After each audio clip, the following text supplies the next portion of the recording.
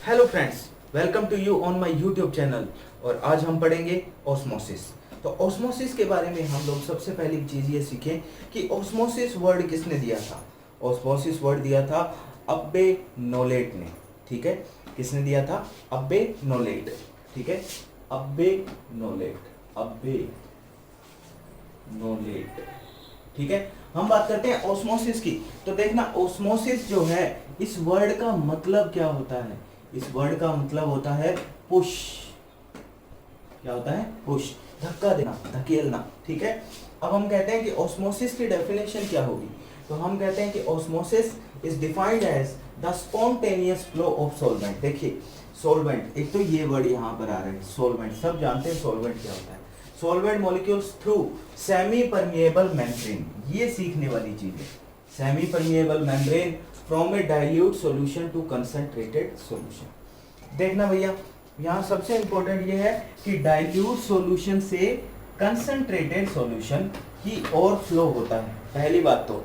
Second, ये कौन से मॉलिक्यूल फ्लो करते हैं? सिर्फ सॉल्वेंट के मॉलिक्यूल फ्लो करते हैं। कौन से मॉलिक्यूल फ्लो करते हैं? सिर्फ सॉल्वेंट के मॉलिक्यूल्स जो हैं वो फ्लो करते हैं। ठीक है, तो यहाँ सीखने वाली चीज क्या है? सीखने वाली चीज, सबसे पहली चीज ये है कि भाई हमने डाइल्यूट सॉल्यूशन बोला और कंसंट्रेटेड सॉल्यूशन बोला, इसका मतलब क्या है? देखो भैया, मैंने आपको पहले बताया था अपनी प्रीवियस वीडियो में कि डाइल्यूट सॉल्यूशन का मतलब है जिसके अंदर सोल्यूट के मॉलिक्यूल कम है, सॉल्वेंट के मॉलिक्यूल ज्यादा है। ठीक है, जिसमें कम सोल्यूट घुला हुआ है, ठीक है, वो डाइल्यूटेड सॉल्यूशन है। तो इसका मतलब यहाँ पर ज्यादा कौन है? सॉल्वेंट के मॉलिक्यूल। कौन है ज्यादा? सॉल्वेंट के मॉलिक्यूल। और मूव कौन करेंगे? सॉल्वेंट के मॉलिक्यूल ही मूव करेंगे, इसलिए यहाँ लिखा है dilute solution to concentrated solution. ठीक है, अब हम सीखते हैं सेमी परमिएबल मेम्ब्रेन क्या होता है।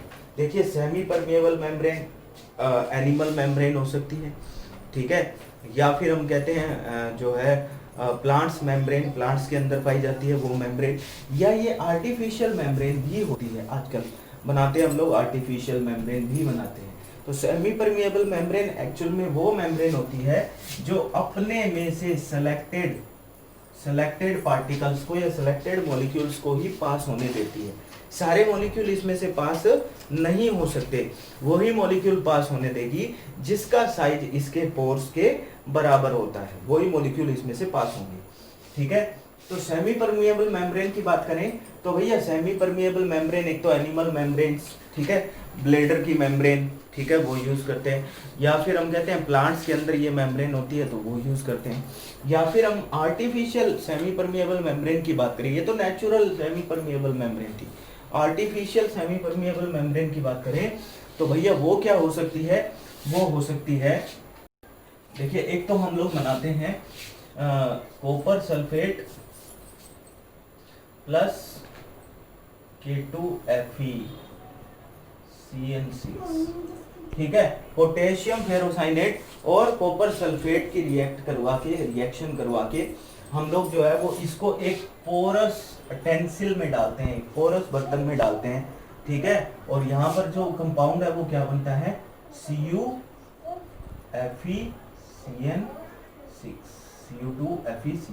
ठीक है भैया, ये बन जाता है हमारे पास, यस, ठीक है, ये बनता है, यहाँ पर आएगा K4FeCN6 है ये पोटेशियम फेरोसाइनेट। ठीक है, और यहाँ से हमें मिल जाएगा Cu2FeCN6 मतलब कॉपर फेरोसाइनेट। ठीक है, और ये एक पोरस टेंसिल में डाल देते हैं। ठीक है, और वो जो है पोरस टेंसिल किसकी तरह वर्क करेगा? अब सेमी परमिएबल मेम्ब्रेन की तरह वर्क करेगा भैया। किसकी तरह? सेमी परमिएबल मेम्ब्रेन की तरह वर्क करेगा। एक हम लोग यूज करते हैं यहाँ पर सेमी परमिएबल मेम्ब्रेन की फॉर्म में cellulose acetate. Cellulose acetate use करते हैं सेमी परमिएबल मेम्ब्रेन की फॉर्म में। ठीक है भैया, तो ये अपने को ध्यान में रखना है अपने को, एक तो ये कॉपर फेरोसाइनेट और एक सेल्यूलोज एसीटेट। ठीक है, ये यूज करते हैं हम लोग। तो एक एग्जांपल और लर्न कर सकते हैं हम लोग सेमी परमिएबल मेम्ब्रेन की, वो होता है सेलोफोन। ठीक है भाई, तो ये तीन एग्जांपल याद रखना, कॉपर फेरोसाइनेट और एक होगा सेल्यूलोज एसीटेट और एक होगा सेलोफोन। ठीक है, चलो हम बात करते हैं ऑस्मोटिक प्रेशर की। अब ये चीज क्या है? ऑस्मोटिक प्रेशर, देखिए भैया, ऑस्मोटिक प्रेशर क्या होता है, एक हाइड्रोस्टेटिक प्रेशर होता है, ठीक है, जो डेवलप होता है किसके बीच में, रिजल्ट ऑफ ऑस्मोसिस, ऑस्मोसिस की वजह से। या हम कह सकते हैं कि भाई जो सॉल्यूशन जो होता है, जो एक जगह से सेमी परमेएबल मेम्ब्रेन के थ्रू जाता है, ठीक है, तो उस ऑस्मोसिस को स्टॉप करने के लिए सेमी परमेएबल मेम्ब्रेन एक प्रेशर एक्सर्ट करती है, जिसको हम लोग बोलते हैं ऑस्मोटिक प्रेशर। देखिए, प्रेशर कौन लगाएगा, सेमी परमेएबल मेम्ब्रेन। किस पे लगाएगा, सॉल्वेंट के मॉलिक्यूल्स पे। क्यों लगाएगा, ताकि वो जो सॉल्वेंट के मॉलिक्यूल जो चेंजेस हो रहे हैं, ठीक है, वो चेंजेस ना हो, उसके सॉल्वेंट के मॉलिक्यूल उसमें से पार ना जा सके। ठीक है, एक एक्सपेरिमेंट देखते हैं हम लोग, एक्सपेरिमेंट करते हैं। यहाँ पर हम लोगों ने एक सेमी परमेएबल मेम्ब्रेन लगाई, ये है सेमी परमेएबल मेम्ब्रेन,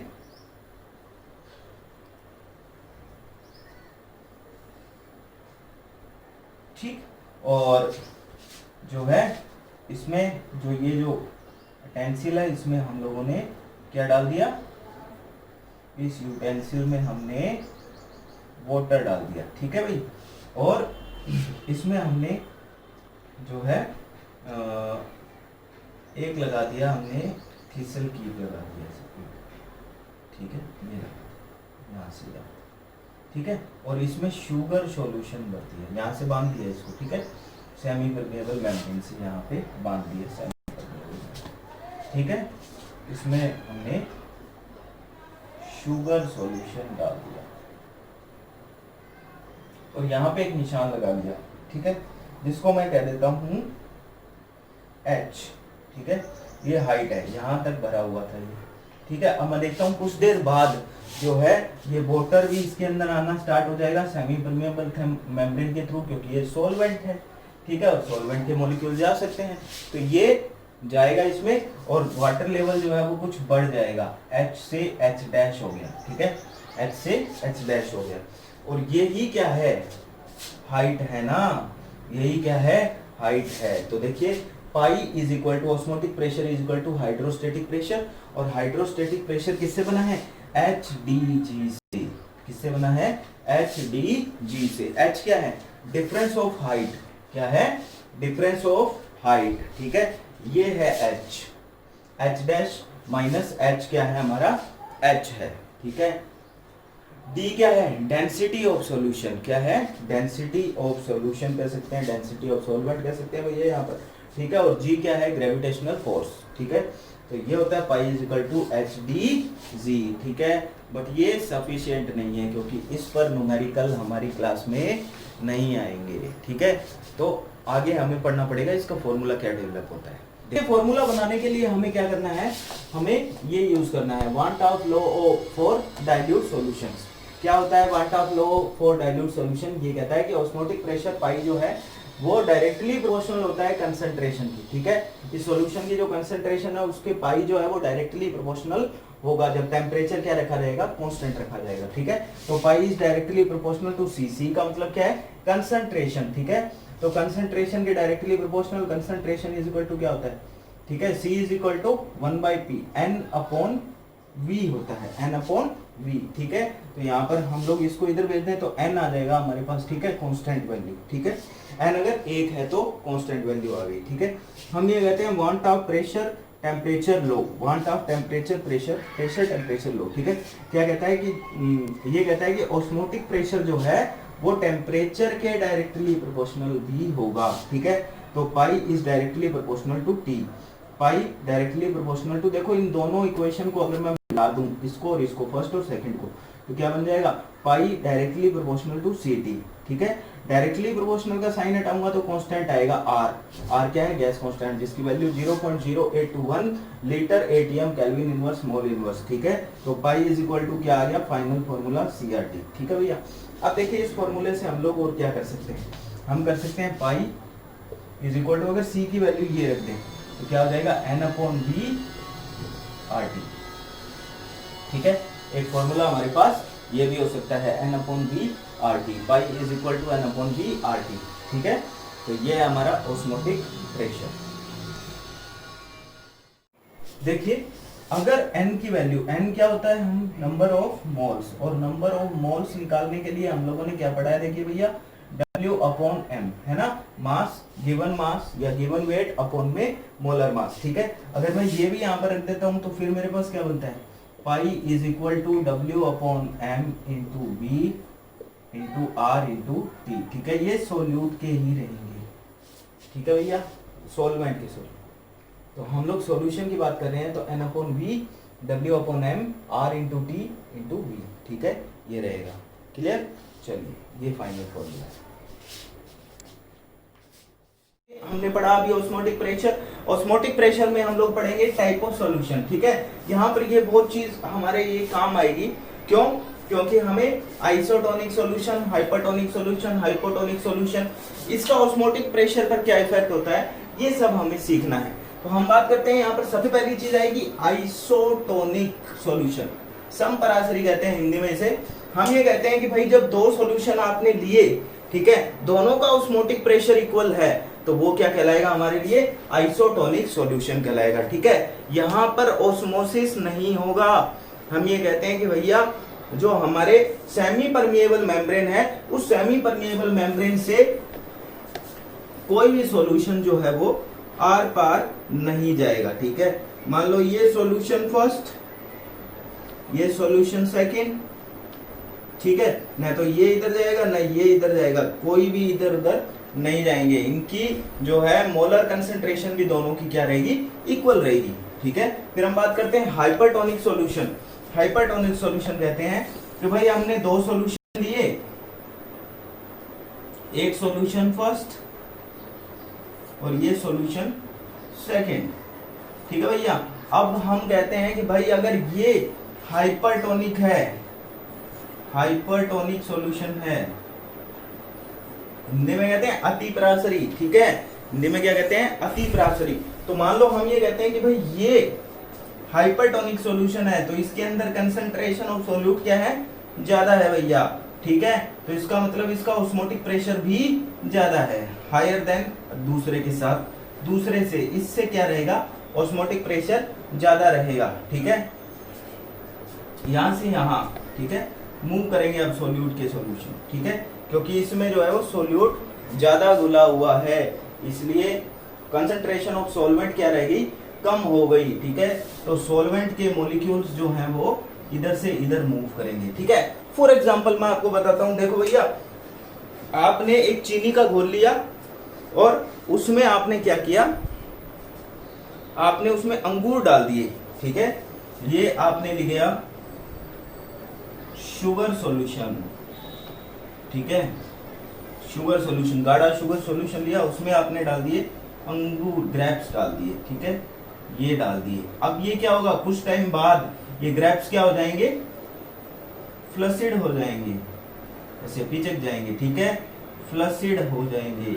इसका मतलब इनमें जो पानी था वो क्या हो गया, बाहर निकल गया, ठीक है। यहां से यहाँ जो सॉल्वेंट, इसमें वाटर था सॉल्वेंट, वो सॉल्वेंट क्या हो गया, बाहर की ओर आ गया। तो यहाँ पर हाइपरटोनिक सॉल्यूशन की वजह से जो ऑस्मोसिस होगा वो कौन सा होगा, एक्जोस्मोसिस। एक्जोस्मोसिस क्या होता है, जब बाहर की ओर किसी सेमी परमिएबल मेम्ब्रेन से बाहर की ओर मूव करता है आपके सॉल्वेंट के पार्टिकल, तो वो क्या कहलाता है, हमारा एक्जोस्मोसिस कहलाता है, ठीक है। हम कहते हैं हाइपोटोनिक सॉल्यूशन क्या है, हम कहते हैं कि भैया जिसका ऑस्मोटिक प्रेशर लोअर है दूसरे सॉल्यूशन से, ठीक है, तो वो है हमारा हाइपोटोनिक सॉल्यूशन। ये देखिए, ये हमने सेमी परमिएबल मेम्ब्रेन लगाई, ये सॉल्यूशन फर्स्ट, सॉल्यूशन सेकंड। अब मान लो ये है हमारा हाइपोटोनिक सॉल्यूशन, इसका मतलब इसमें सॉल्वेंट ज्यादा है, सोल्यूट कम है, ठीक है। तो सॉल्वेंट के पार्टिकल इधर से इधर मूव करेंगे भाई, ठीक है, सॉल्यूशन फर्स्ट की ओर मूव करेंगे, ठीक है। तो हम कहते हैं कि भाई सॉल्वेंट के पार्टिकल तो क्या होते हैं, अपनी हायर कंसंट्रेशन से लोअर कंसंट्रेशन की ओर मूव करते हैं, यही बात की थी हम लोगों ने, ठीक है। प्योर सॉल्वेंट के जो है particles higher concentration to lower concentration move करते हैं, ठीक है। तो यहाँ देखिए एग्जांपल लेते हैं, हमने किशमिश या चने, ठीक है, किशमिश, रेजिन, ठीक है, और ग्राम्स जो है वो वाटर के अंदर डाल दिए भाई। अब वाटर जो है वो क्या है आपका हाइपोटोनिक सॉल्यूशन है, ठीक है।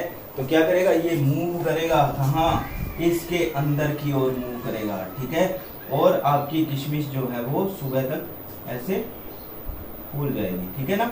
तो यहाँ पर जो चीज होती है, ठीक है, हाइपोटोनिक सॉल्यूशन की वजह से जो होता है वो होता है एंडोस्मोसिस। एंडोस्मोसिस, ठीक है। तो ये दो टाइप के जो है हमारा ऑस्मोसिस होता है, एक्जोस्मोसिस और एंडोस्मोसिस भैया, ठीक है। तो एक्जोस्मोसिस हाइपरटोनिक सॉल्यूशन की वजह से और एंडोस्मोसिस हाइपोटोनिक सॉल्यूशन की वजह से होता है। हाइपोटोनिक सॉल्यूशन की बात करें तो osmotic pressure is lower than other solution, और हाइपरटोनिक सॉल्यूशन की बात करें तो osmotic pressure is higher than other solution. भैया ये रहेगा, ठीक है। तो यहां पर कंप्लीट होता है ये, ठीक है। अभी देखते हैं कि हमारे जो ऑस्मोटिक प्रेशर है उसके रिलेशन क्या है कोलिगेटिव प्रॉपर्टीज वेपर प्रेशर की, ठीक है। सबसे पहले हम कहते हैं कि भाई रिलेशन क्या होता है ऑस्मोटिक प्रेशर और कोलिगेटिव प्रॉपर्टीज में। तो रिलेशन, पहला हम रिलेशन बात करते हैं भाई। 4 कोलिगेटिव प्रॉपर्टी पड़ी थी, एक तो ऑस्मोटिक प्रेशर खुद है ही, और 3 जो है वो यहाँ पर है, relative lowering in vapour pressure, ठीक है, elevation in boiling point and depression in freezing point. तो देखिए भैया रिलेशन बड़ा ही सिंपल सा है। सबसे पहले तो हम रिलेटिव लॉवरिंग का फॉर्मूला जो हमने बनाया था P naught minus P upon P note. P note क्या है भैया, प्योर स्टेट के अंदर पी नोट है vapour pressure of solvent in pure state, ठीक है, vapour pressure of solvent in pure state, ठीक है। और भैया देखिए P क्या है, vapour pressure of solution, vapour pressure of solution. D क्या है, डेंसिटी। R क्या है, सबको पता है, R गैस कांस्टेंट। T क्या है, टेम्परेचर। और MB क्या है, ठीक है, MB है हमारा मोलिक्यूलर मास। क्या है, molecular mass of solute, molecular mass of solute, ठीक है, ध्यान रखना सोल्यूट का मोलिक्यूलर मास है, सोलवेंट का मत कर लेना भाई। अगर बी से कंफ्यूज हो रहे हो तो बी हटा देता हूं मैं, ठीक है। तो हम ये कहते हैं कि भाई मोलिक्यूलर मास ऑफ सोल्यूट, ठीक है। पहला रिलेशन ये है, pi is equal to P naught minus P upon P naught into D R T upon M, ठीक है। सेकेंड है osmotic pressure and elevation in boiling point. तो भैया elevation of boiling point delta T B और K B, ये formula हमारे पास already था derive, तो यही कर दिया, pi is equal to delta T B into D R T upon में 1000 इंटू केबी। केबी क्या है, molar elevation constant. Delta T B क्या है, एलिवेशन इन बॉइलिंग पॉइंट, ठीक है भैया। तीसरा क्या है, osmotic pressure and depression in freezing point. तो जहां अगर आपने elevation in boiling point learn कर लिया तो फ्रीजिंग पॉइंट लर्न करने की जरूरत ही नहीं है। क्यों, क्योंकि जहां पे टीबी लिखा वहां पर टीएफ लिख दोगे, और जहां केबी लिखा वहां पर केएफ कर दोगे, ठीक है, बाकी सब कुछ सेम रहेगा। तो ये हो गया हमारा ऑस्मोटिक प्रेशर कंप्लीट। इसमें रह गया हमारा एक छोटा सा टॉपिक, वो है रिवर्स ऑस्मोसिस। तो वो भी देख लीजिए, रिवर्स ऑस्मोसिस क्या है। रिवर्स ऑस्मोसिस की बात करें तो बच्चों आपने एक नाम सुना होगा, आरओ, ठीक है। आप कहते हो कि घर में आरओ लगा हुआ है, क्या कोई पूछता है आपसे कि भाई ये आरओ आपके लगा हुआ है या नहीं लगा हुआ है? तो ये आरओ क्या है, यही है रिवर्स ऑस्मोसिस। मीठे पानी को, खारे पानी को मीठा पानी बनाने के लिए हम लोग यूज करते हैं, ठीक है। हम ये कहते हैं कि भैया मेराइन वाटर, सेलाइन वाटर जो है उसको हम मीठा पानी मेराइन वाटर बनाने के लिए इसका यूज करते हैं हम लोग, ठीक है। तो हम ये कहते हैं कि भाई है क्या, देखो ऑस्मोसिस आपको पता है, ऑस्मोसिस क्या होता है, एक सेमी परमिएबल मेम्ब्रेन, उसमें से सॉल्वेंट के पार्टिकल जो हैं वो अपनी हायर कंसंट्रेशन से लोअर कंसंट्रेशन जाते हैं, या फिर मैंने कहा था कि भाई हाई कंसंट्रेटेड सॉल्यूशन जो है और लो कंसंट्रेटेड सॉल्यूशन है, तो लो कंसंट्रेटेड सॉल्यूशन से हाई कंसंट्रेटेड सॉल्यूशन की ओर जो है सॉल्वेंट के पार्टिकल मूव करते हैं। देखना भैया, नोटिस करने वाली बात यहाँ पर क्या है कि सिर्फ सॉल्वेंट के पार्टिकल जो है वो मूव करते हैं। ठीक है, अब मैं ये कहता हूं कि भाई मैं यहां पर एक पिस्टन लगा दूं, ठीक है, और इस पिस्टन को मैं एक एक्सटर्नल प्रेशर यहां से मैं एक्सर्ट कर रहा हूं, एक्सटर्नल प्रेशर एक्सर्ट कर रहा हूं। ठीक है, अब ये एक्सटर्नल प्रेशर जो है वो ऑस्मोटिक प्रेशर से क्या होना चाहिए, ज्यादा होना चाहिए। ऑस्मोटिक प्रेशर से एक्सटर्नल प्रेशर क्या होना चाहिए, ज्यादा।